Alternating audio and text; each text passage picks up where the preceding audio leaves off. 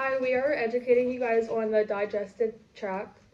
I'm Kiki Pandiangan. I'm Colin Schaefer. I'm Paige Hanso. And I'm Abigail Lamb. So I'm gonna start off talking about the digestive system in the mouth, here, and here. So digestion first starts in the mouth, where food enters and physical and chemical digestion occurs. Physical digestion occurs when we use our teeth to bite and chew. These smaller pieces increase surface area and make it easier for the body to break down food. This chewed food is then mixed with saliva and is called bolus. In the mouth, we also have salivary glands, which are seen here, which secretes saliva. Saliva starts the chemical digestion of starch with the help of the enzyme amylase. Saliva also helps us taste food and moisten it, which helps the food go down.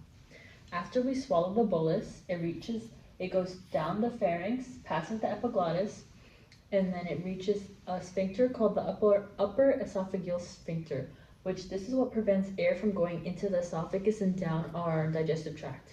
Once it passes, it goes down the esophagus through here and it reaches another sphincter right above the stomach. It's called the lower esophageal sphincter. It's also called the cardiac sphincter because it's near the heart. This sphincter here is what protects your esophagus from acid reflux, which is when your contents of the stomach and specifically the acid goes back up into your esophagus, because in our stomach we have protective lining while the esophagus does not. So if this acid comes back up into the esophagus, it could really damage your esophagus.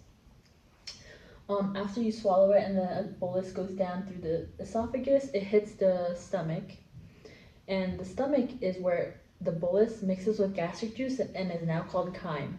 So the stomach secretes gastric juices such as hydrochloric acid, and this acid helps the breakdown of protein. The stomach also secretes pepsin, which breaks down proteins into amino acids and peptides. The stomach, that's the chemical digestion of the stomach. It also physically digests food, as it will churn, mix, and grind food into chyme. So the stomach has a lot of muscles on the outside, and that's how it's able to mix and churn. The stomach is also very important in the digestive system as it secretes intrinsic factor, which is vital to B12 absorption. So for B12 absorption, you need B12 and an intrinsic factor in order for your body to actually absorb it. So that's why the intrinsic factor is very important. Okay, so since Kiki talked about mouth to stomach, which leads me, Colin, to the small intestines and the pyloric sphincter.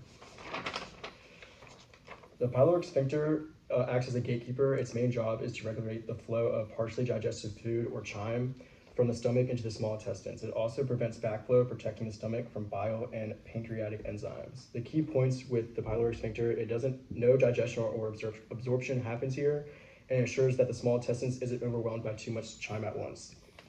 Which leads me down to the small intestines and the three parts of that, which is the duodenum, starting with that. The duodenum is where digestion kicks into high gear. It receives chyme from the stomach and mixes it with bile from the gallbladder and digestive enzymes from the pancreas. It also neutralizes stomach acid to protect the rest of the small intestines. The key points here are: it breaks down carbs, proteins, and fats with help of pancreatic enzymes. Minimum absorption happens here, except for iron and calcium, and it signals to the pancreas and gallbladder to release digestive juices, which then leads me to the jejunum. The jejunum is the primary site for nutrition absorption. It uses specialized enzymes to break down carbs, proteins, and fats into smaller components for absorption. The key points here is it absorbs monosaccharides, amino acids, and fatty acids. Also absorbs water-soluble vitamins and minerals. It sends nutrients to the bloodstream for distribution to the liver and the rest of the body, which now leads me to the ileum, which is over here. And the ileum completes the absorption process. It soaks up any remaining nutrients and plays a critical role in recycling bile salts and absorbing vitamin B12. The key points here are: it absorbs bile salts for reuse by the liver and ensures vitamin B12 is absorbed, which is vital for red blood cells and nerve function. Together, the pyloric sphincter and small intestines efficient digestion and absorption while supporting other organs. The liver and gallbladder receive signals to release bile. The pancreas is prompted to release enzymes and bicarbonate, and the large intestine receives only waste thanks to the small intestines through nutrient absorption. By working seamlessly, these structures ensure your body gets the nutrients it needs to thrive.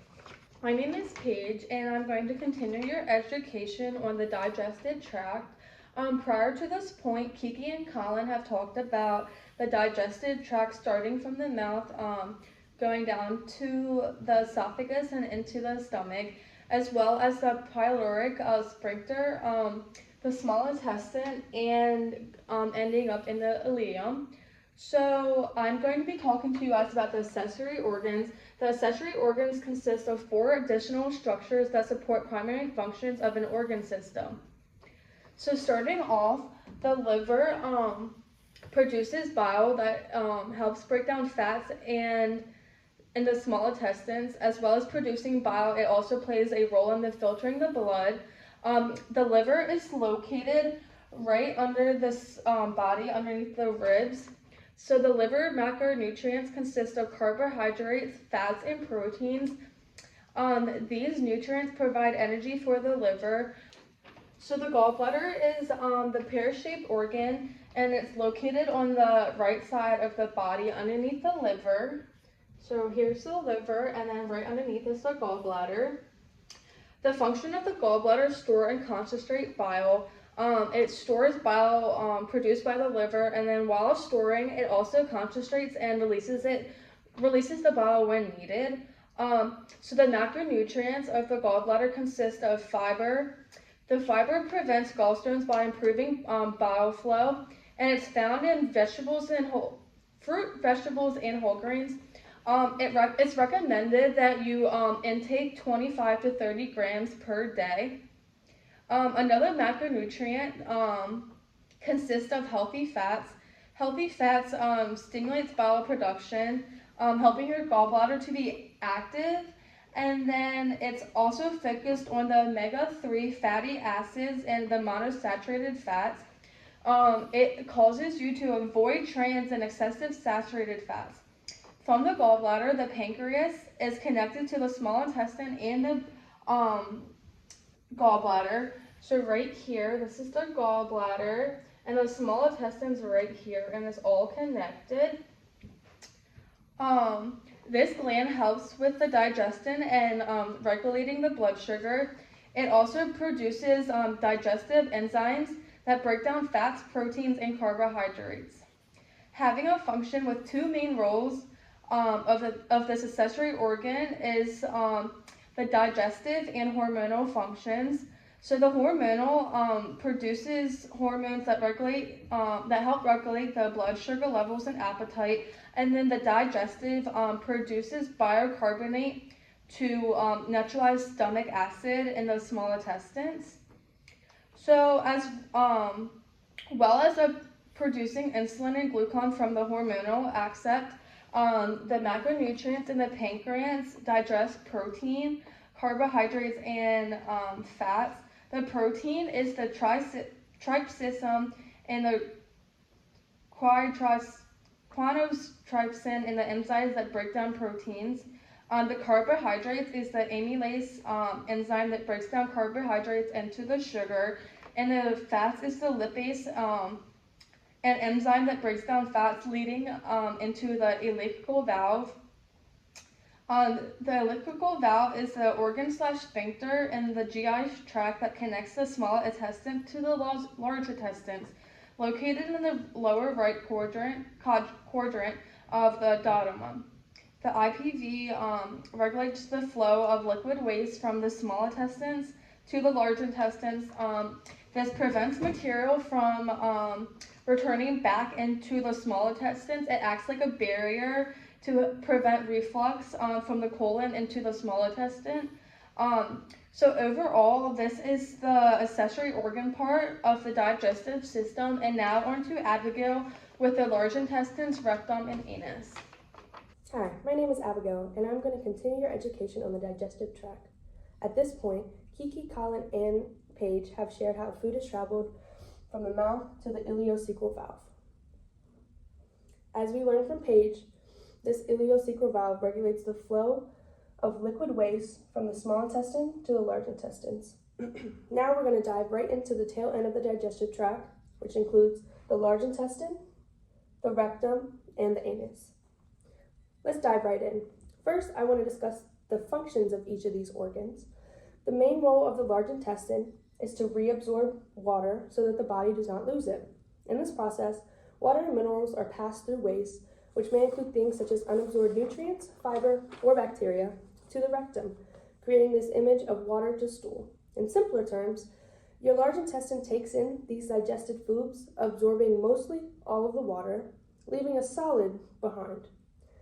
This solid we would call feces, stool, poop. This is also creating sort of liquid to solid action. Your rectum is the place of which feces, or this poop that we just made from the large intestines, is stored until you're ready for elimination. Once ready for a bowel movement, your stool will be excreted via the anus. The anus is a terminal outlet of the GI tract, which allows waste to pass and does not digest macronutrients. Looking at macronutrients, while most absorption occurs in the small intestines, and therefore most of digestion has already occurred along with absorption. However, bacteria from or in the large intestine breaks down soluble fibers, which remember, soluble fibers means they can be dissolved in water. And then which will then construct a short chain fatty acids, which are instantly absorbed by the intestine. Alternatively, however, insoluble fibers, which cannot be dissolved by water, will ultimately stay the same. It will hold the water, but help with the removal of bile, cholesterol, and certain minerals from the body. Fats and cholesterol is often trapped in fiber, which is released in poop. The ascending, transverse, and the descending colon all absorb water, electrolytes, and vitamins, compacts, and stores all fecal matter until defecation. Let's look at a visual. Here I have a picture of the large intestines. And as you can see, the orange is the ascending colon. So this is where it would start. Then go to your transverse, your descending, to your rectum, out to this little red dot, the anus. And that's how it would finish off from mouth to anus. Thank you.